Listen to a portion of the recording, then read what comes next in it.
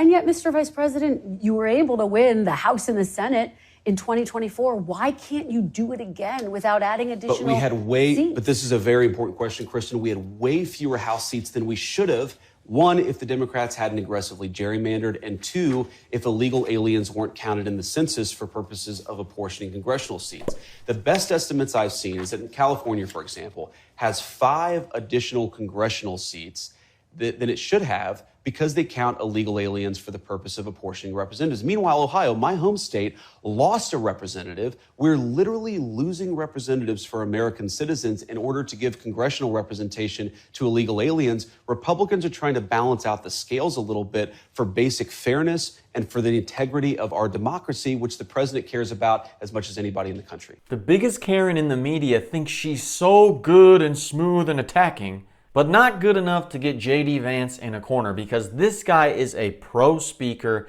and he handles these tough questions so impressively. It's Sean Daniel here, filming from Ljubljana, Slovenia. If you love watching Karens get destroyed, hit that like button or subscribe to help me get to 300K subscribers. And this might be the video that shows you why J.D. Vance is probably going to be the heir apparent to the MAGA movement just by his ability to handle the media. You talk about concessions, and yet the Russians rejected the ceasefire proposal that President Trump put forward. There's no meeting plan between President Putin and President Zelensky. And this week, Russia targeted an American factory in Ukraine. There were 600 people inside at the time. No one was killed. What makes you think President Putin is serious about peace? Well, I didn't say they conceded on everything, but what they have conceded is the recognition that Ukraine will have territorial integrity after the war. They've recognized that they're not going to be able to install a puppet regime in Kiev. That was, of course, a major demand at the beginning. And importantly, they've acknowledged that there is going to be some security guarantee to the territorial integrity of Ukraine. Again, have they made every concession? Of course they haven't. Should they have started the war? Of course they haven't. But we're making progress, Kristen. And what I admire about the president in this moment is he's not asking 3.5 years ago. He's not, trying to focus on every nitpicky detail of how this thing started 3.5 years ago. He's trying to focus on the nitpicky details of now, of what do the parties disagree on, what do they agree on, and how do you build a foundation from one side of that ledger to the other so that you can stop the killing. But was President Trump, were you enraged when you learned that Russia targeted an American company based in Ukraine? I don't was like that not it, a slap Kristen. in the face I to don't. the peace I don't process? like it, Kristen. But this is a war, and this is why we want to stop the killing. The Russians have done a lot of things that we don't like. A lot of civilians have died. We've condemned that stuff from the get-go. And frankly, President Trump has done more to apply pressure and to apply economic leverage to the Russians, certainly than Joe Biden did for 3.5 years when he did nothing but talk, but do nothing to bring the killing to a stop. So you ask me what I'm enraged by. What I'm enraged by is the continuation of the war. What I'm enraged by is a presidency and Joe Biden who for 3 years did nothing to end the killing. What I'm actually excited about right now is that we have a president who's engaging in energetic diplomacy to try to stop the killing. That's as it should be. I think the American people should be proud of it. And whatever the outcome of this, whether the war ends in 3 months or 6 months or hopefully not beyond, but maybe, we should be proud that we have a president who's trying to stop the killing. He's done it, by the way, 6 wars that the president has brought to a close all over the world. This would be the 7th. It's the most complicated, but we're trying despite that. You got to give it to J.D. Vance. He's a pro politician. That's why he got put in the VP position. He knows how to talk. He knows how to speak. He knows how to combat these liberal media members into a way to promote President Trump. He's going to be a wrecking ball in 2028. I had the opportunity to interview Secretary Rubio last week, and he said he actually doesn't think that new sanctions would force Putin into a ceasefire. Are sanctions now off the table, Mr. Vice President? The sanctions aren't off the table, but we're going to make these determinations on a case-by-case basis. What do we think is actually going to exert the right kind of leverage to bring the Russians to the table? Now, you said sanctions were not going to lead to a ceasefire. I think that's obviously correct. If you look at the way the Russians have conducted themselves, they don't want a ceasefire. They don't want a ceasefire for complicated reasons. We, of course, have pushed for a ceasefire. But again, we don't control what Russia does. If we did, the war would have been over 7 months ago. What we do believe, though, is that we continue to have a lot of cards. The President of the United States has a lot of cards left to play to apply pressure to try to bring this conflict to a close, and that's what we're going to do. You take me to my next question. Where exactly is the pressure on Russia to do anything if you're not right now imposing new sanctions? How do you get them to a place of getting to the table with Zelensky and stopping to drop bombs? But Kristen, I think that question betrays a fundamental misunderstanding of where we are. The president has applied aggressive economic leverage, for example, the secondary tariffs on India to try to make it harder for the Russians to get rich from their oil economy. He's tried to make it clear that Russia can be re-invited into the world economy if they stop the killing, but they're going to continue to be isolated if they don't stop the killing. The president has applied more economic pressure to the Russians to stop this war than Biden did in 3 years. You know, so the idea that we're not doing anything, we're already doing things right now, and this is how negotiation works. You do something, you talk to the parties, you try to see if there's a meeting of minds. Again, we believe we've already seen some significant concessions from both sides just in the last few weeks. We're going to eventually be successful, or we'll hit a brick wall. And if we hit a brick wall, then we're going to continue this process of negotiation, of applying leverage. This is the energetic diplomacy that's going to bring this war to a close. I hear what you're saying about India. China is actually the largest buyer of Russian oil. They're Why no close. They're sanctions on about China? equal. Why no sanctions on China? Well, obviously, we have a 54% tariff on the PRC right now. So we've already applied pretty hefty sanctions on the Chinese, and we've had a number of conversations at all levels of government to try to encourage the Chinese to be better partners in bringing this war to a close. So again, I think the question betrays a misunderstanding of what's going on. We are applying aggressive economic pressure to bring this war to a close.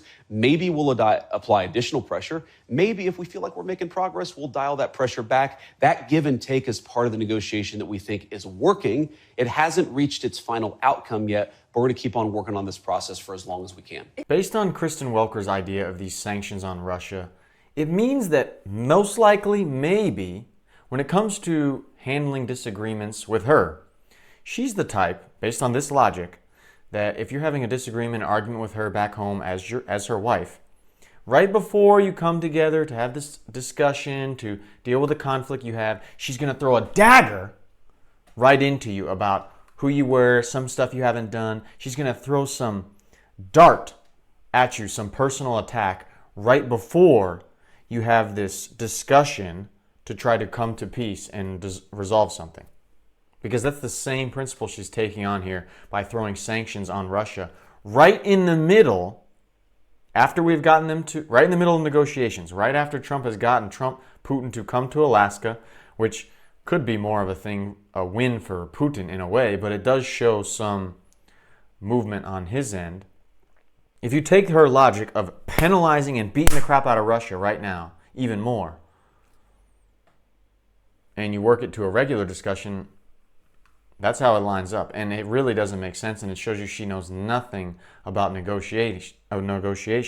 But is Trump really in a powerful position right now?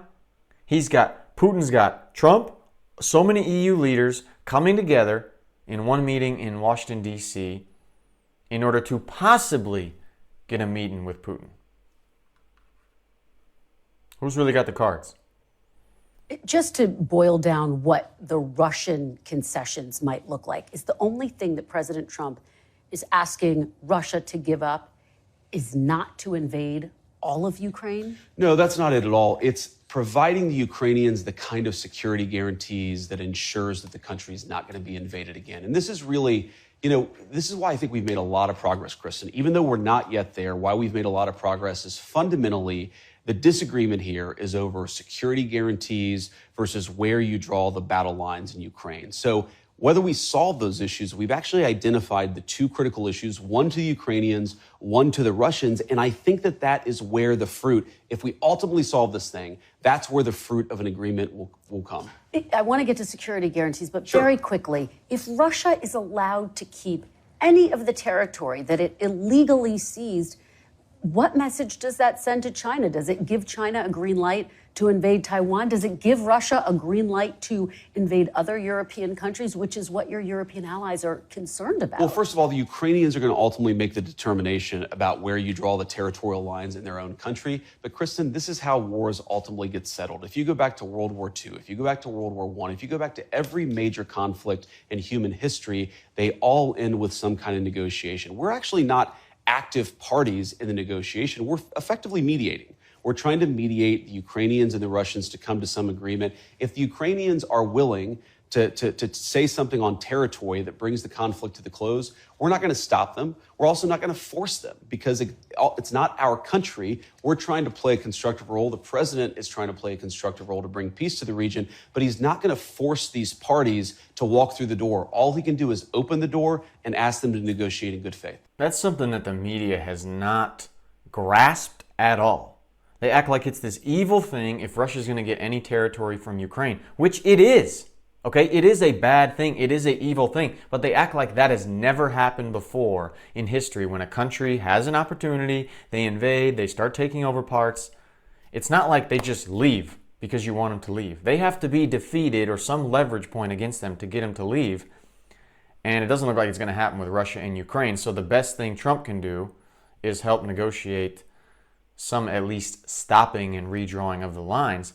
It's not like this has not happened for hundreds of years where there's a war, somebody invades, they get power, they get control, and then they have to redraw the lines and come to an agreement. But they want to act like Trump can't mediate in something that results in any land swaps as if that's never happened before. Now, it doesn't mean it's good. It doesn't mean it's the right thing that Russia went in and invaded Ukraine, but they seem to forget history, and I'm glad J.D. Vance is bringing it up.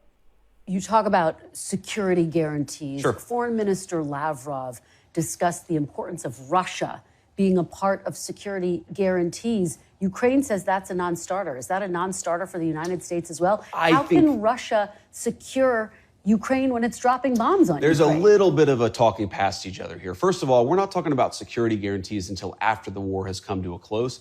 And of course, the Russians are going to be a part of the conversation about bringing that war to a close. So, of course, they're going to have some stake in this. They're going to talk about this. That doesn't mean that they're going to have troops in Ukrainian territory, but how can you reasonably provide security guarantees without talking to the Russians about what would be necessary to bring the war to a close? So I think there's a little bit of people talking past each other.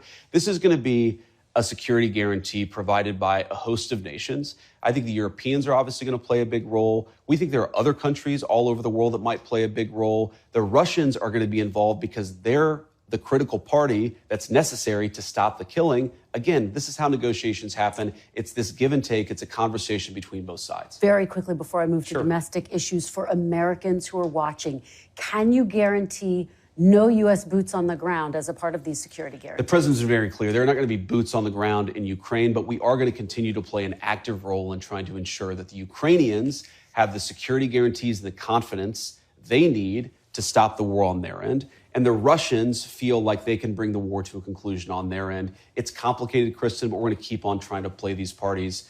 We're going to keep on trying to convince these parties to talk to each other and continue to play the game of diplomacy because that's the only way to get this thing wrapped up. That's how sharp J.D. Vance is and how much pressure there is when you're doing an interview. He said, we're going to try to play these parties, and then he caught himself, and then he said, convince these parties to play the game. I don't know how these guys do it, because if he says one word wrong and doesn't correct it, even if he does correct it, they'll still attack him. But that was pretty sharp awareness on his part. That tells you how primed he is for 2028 and how great of a speaker he is. And thank God there's not going to be U.S. boots on the ground. If I was in the military, I wouldn't want to be going out to Ukraine to protect Ukraine from Russia. That's not my problem.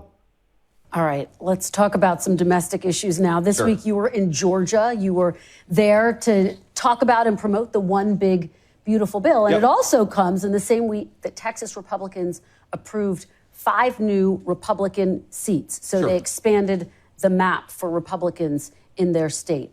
If President Trump's agenda is so popular, why do Republicans need to add additional seats to the map? Good question, Kristen. Good question.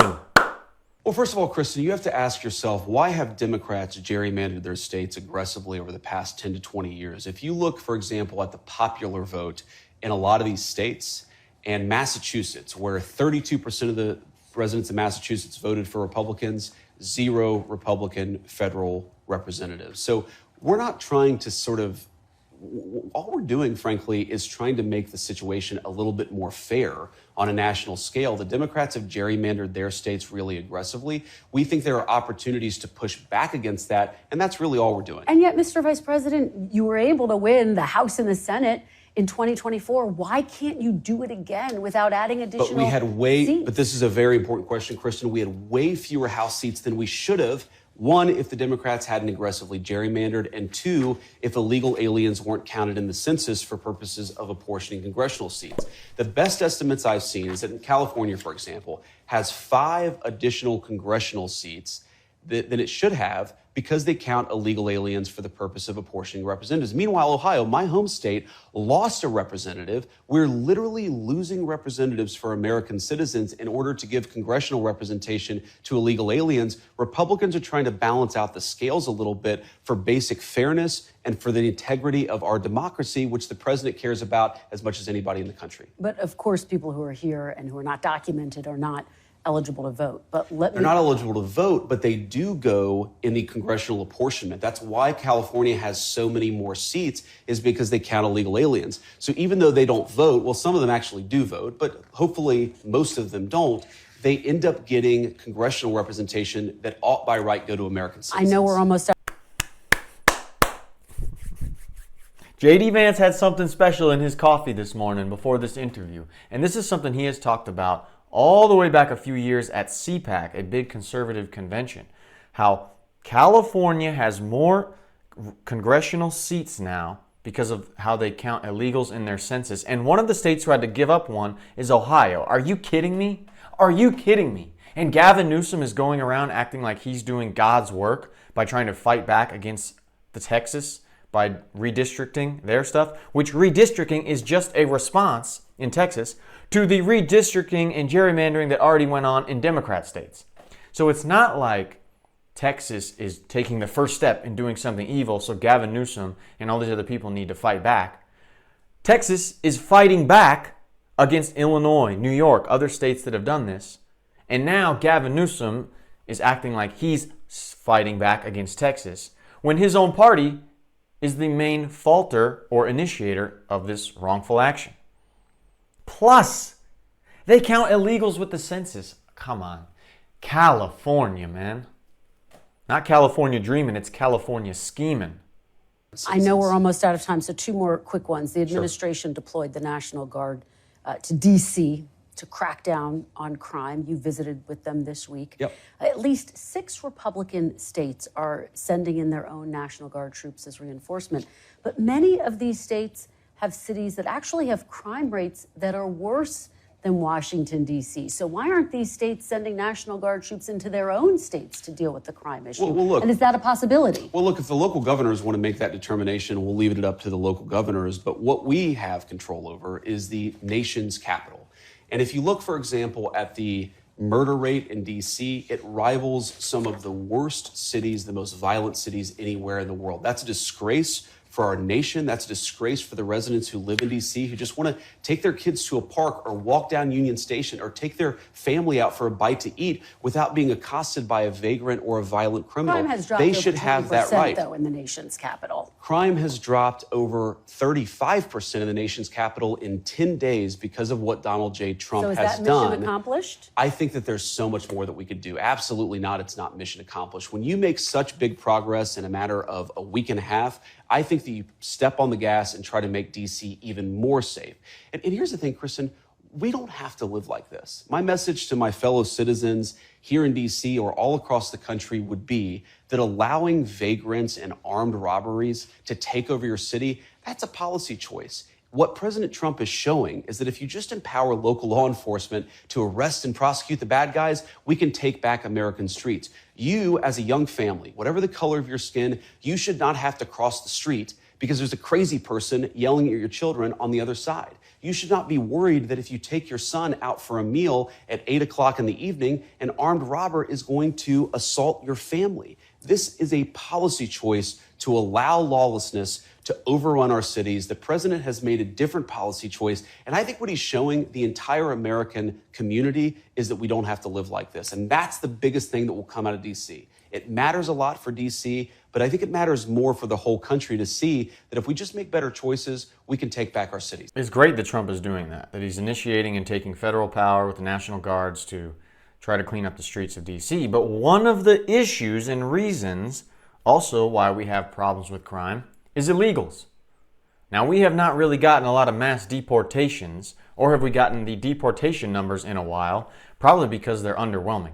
They're just like they were in the Biden administration. They're not at a higher rate. And that's a big issue that has not been talked about in the news a lot. J.D. Vance really hasn't talked about it. None of these guys. Where are the mass deportations that we were promised? We've seen some deportations, but they're not at this high number yet. And those illegals, the violent ones, are contributing to us feeling unsafe as well.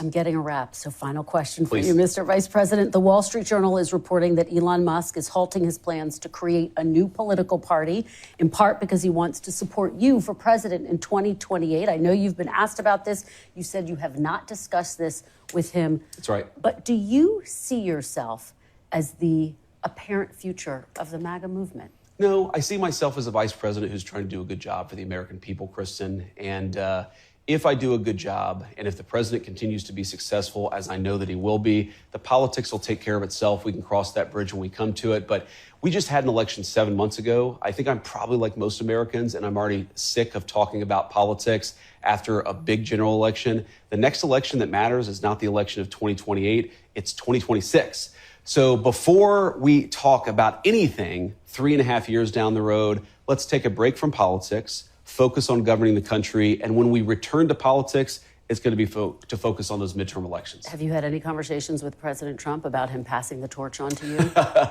As you know, the president talks about everything. And if it's in the news, the president and I have certainly discussed it. But I think the president is just focused on doing a good job for the American people. He wants me to be focused on doing a good job for the American people. That's what I'll keep on doing. And again, if we take care of business, if America is safer, if it's more prosperous, if young people can afford to buy a home, if we actually bring peace to all of these regions of the world, which we've made great progress in doing, the politics will take care of itself. You got to give it to him, man. He's a pro at speaking.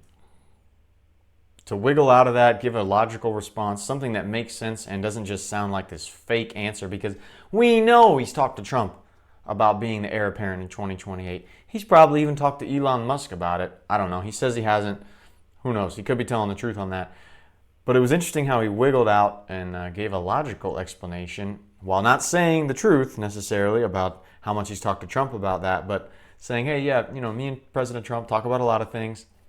It's impressive to hear him speak. He's in 2028, man. Might be him against Gavin. Who knows? It's Sean Daniel here. If you enjoyed the video, consider hitting that like button to help me out, or subscribe for more. Almost at 300K subscribers.